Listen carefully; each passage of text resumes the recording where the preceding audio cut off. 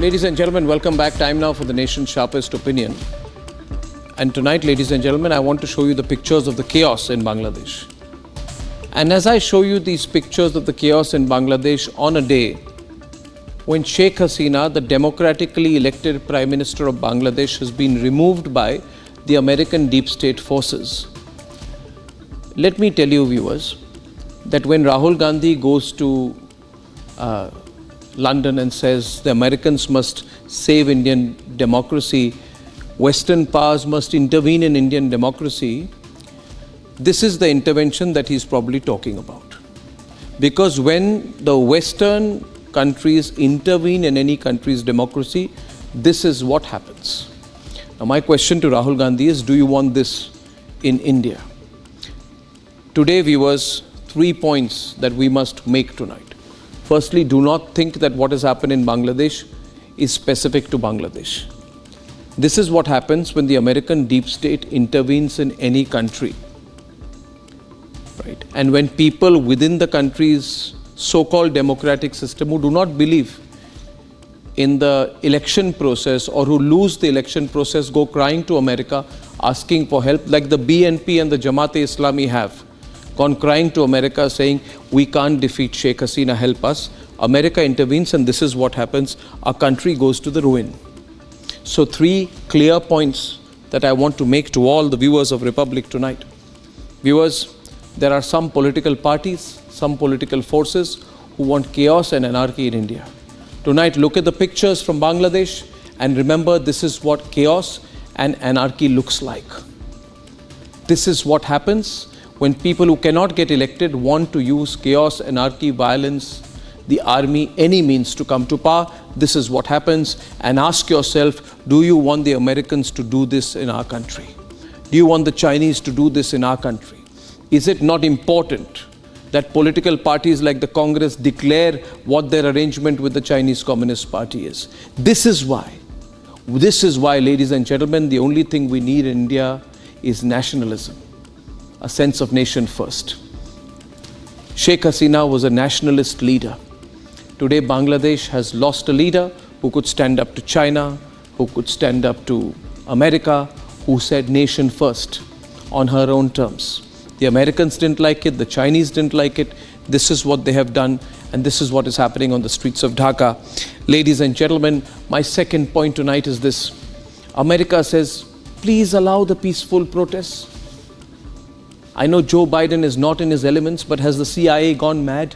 Is this a peaceful protest? People are being hacked across Bangladesh. Islamist forces are out. Leaders of communist parties are being murdered, killed. Is this a peaceful protest? Is this a student protest? It's not a student protest. It is a radical Islamist protest. People in India who say that the Modi government does not respect institutions should remember that this is what America does when you allow them to come into our country. Do these protesters, so-called protesters, who I consider hoodlums, Islamists, ladies and gentlemen, do they respect institutions? Did those who were behind Shaheen Bagh, when they blocked the roads, when they blocked the ambulances, when they threatened to burn the country, when what they did led to the stoning and the killing of 56 people in Jahangirpuri in Delhi ahead of Trump's visit, did they respect institutions? Did they respect the Supreme Court when it told them to pull back? Did they ever listen to the Supreme Court? No, they didn't. Did those Khalistanis respect? Did those Khalistanis who tried to pull down the tricolour in the Red Fort in the name of a fake farmers' protest, did they respect institutions? No, they didn't. Did the people who Rahul Gandhi and Sitaram Yechuri support, who say, Bharat tere tukde honge, inshallah, inshallah, do they respect institutions? No, they don't. Do we want forces like that to take over our country? And if we believe that they never will, then remember there is a political party in Bangladesh called the BNP, which cannot legitimately win an election. And there are forces like the Jamaat-e-Islami in Bangladesh who want to change the very character of Bangladeshi democracy. When they come together with foreign forces, this is the cocktail which emerges. So remember, every single time when you hear a debate on Republic saying, nation first, don't believe these politicians who go crying on foreign capitals to abuse our country, to allow to allow all those foreigners to come in. Don't allow the Mir Jafarization of Indian politics. Remember my words today, ladies and gentlemen. Look at the situation in Bangladesh and never believe, I want to go back to the pictures, never believe that what has happened in Bangladesh today will not happen in India. We are a diverse country. It is unfortunate that in our country, people like Rahul Gandhi say India is not a nation. It is some kind of a negotiation. I believe in federalism too, but not at the risk of compromising Indian nationalism.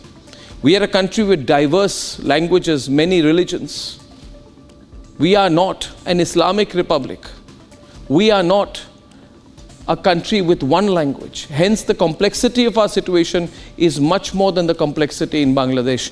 We should be extremely careful. The last point I want to make tonight, just look at the coincidences, viewers. Look at the coincidences. Who has taken over power in Bangladesh today? Those who lost the election. Think, viewers, of the conspiracy that was going on in our country to question the electronic voting machines, the EVMs, supported by Western powers. Why was it being done? So that Americans could come and say that, you know, the Indian elections are not fair. That is what they did when Sheikh Hasina won the elections for a fifth time. They said her victory is not fair. And I want to tell the Americans, who the hell are you to question elections in our part of the world, whether in India or in Bangladesh? Do we question what's happening in your country? Do we question that process? Should we question that process? And when you call these people peaceful protesters, should I remind the Americans how they handled what happened on Capitol Hill? Should we remind Trudeau of how brutally he broke the truckers' protest in Canada? Should we give the most recent example of Keir Starmer in the United Kingdom, who is issuing warnings against right-wing so-called protesters on the streets of Leeds and Brighton, all across the United Kingdom? When it comes to their own situations, law and order situations, they deal very sternly. When it comes to us, they say, be soft, be nice, engage with them. Ladies and gentlemen, once again, I repeat the 3 points. First point, those who want Western powers to enter India, they should learn a lesson from what has happened today. Or if not, if you are supporting those political parties who want Western powers to come into India, look at these pictures and ask yourself if you're doing the right thing. Secondly, these groups do not support institutions. Third, they are for sale. And fourth, ladies and gentlemen, they don't believe in elections. Now let's introspect and think about how this could have been applied into an Indian context.